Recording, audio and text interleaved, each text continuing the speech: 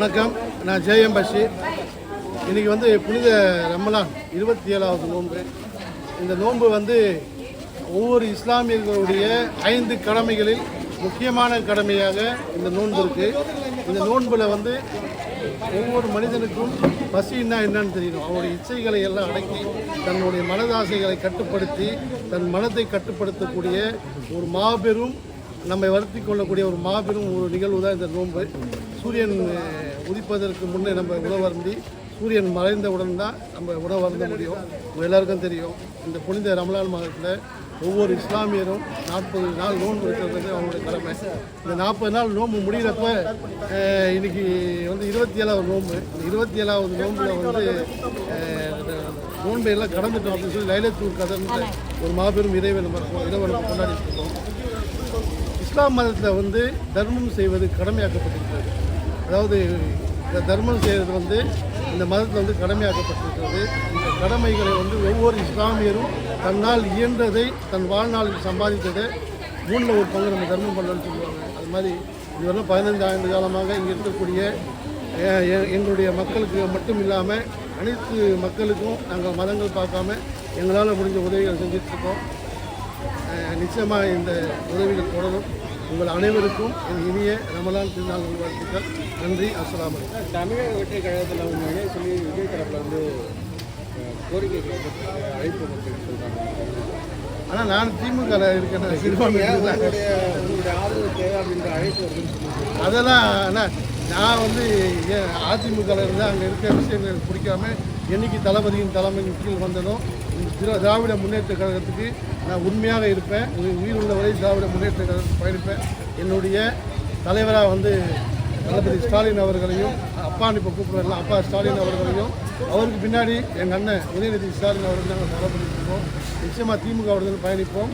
ஏன்னா இன்னைக்கு திமுக அரசு தான் இஸ்லாமிய மக்களுக்கு இன்னைக்கு கூட சட்டமன்றத்தை தீர்மானம் போட்டிருக்காரு. வக்ஃபு வாரிய திருத்த சட்டத்தை எதிர்த்து தீர்மானம் போட்டிருக்காரு முதலமைச்சர். அது மாதிரி ஒவ்வொரு விஷயத்துக்கும் சிஏஏ என்ஆர்சி சட்டத்தை மத்திய அரசு அமல்படுத்த நினைக்கிறப்ப முதல் முறையாக இந்தியாவிலேயே தீர்மானம் போட்ட சட்டமன்றத்தில் நம்ம சிஎம் தான். அதனால் இஸ்லாமிய பெருமக்கள் எல்லாரும் திராவிட முன்னேற்ற கழகத்துக்கு சப்போர்ட்டாக இருக்கும். எங்களை எந்த கட்சியை எங்களை கூப்பிட்டாலும் நாங்கள் போகிறதுக்கு தயாராக இல்லை.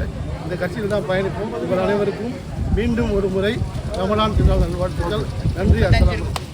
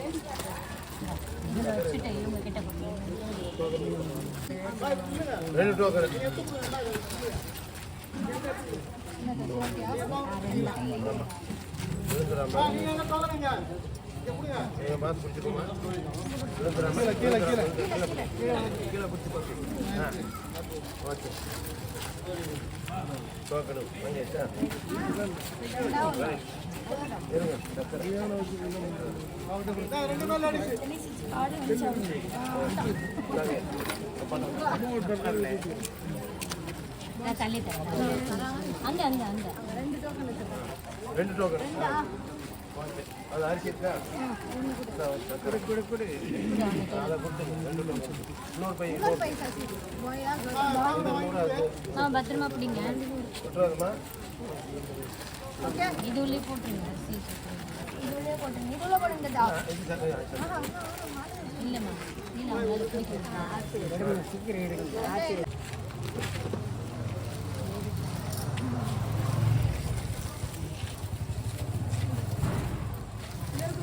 எடுத்துக்கோங்க. அப்படியே சேர்த்து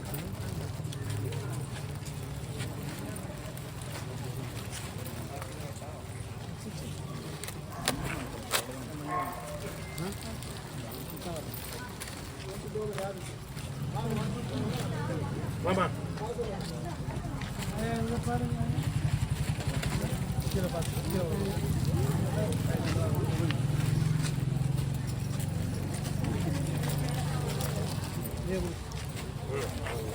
லைன்ல நிற்கிறது.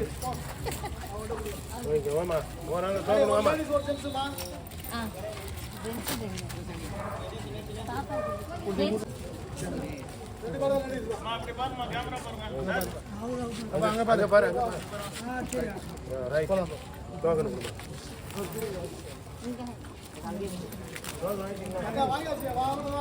சரி محبتك وشرفك يا الله يا رحمن يا رحيم مع الذين انعمت عليهم من النبيين والصديقين والصالحين اللهم ربنا ولا تحملنا ما لا طاقة لنا به واعف عنا واغفر لنا وارحمنا انت مولانا فنعم الكافرين ربنا اتنا في الدنيا من يكرم محمد ولم الذي انشاها اول مره وهو بكل خلق عليم الذي جعلكم من شهر وليس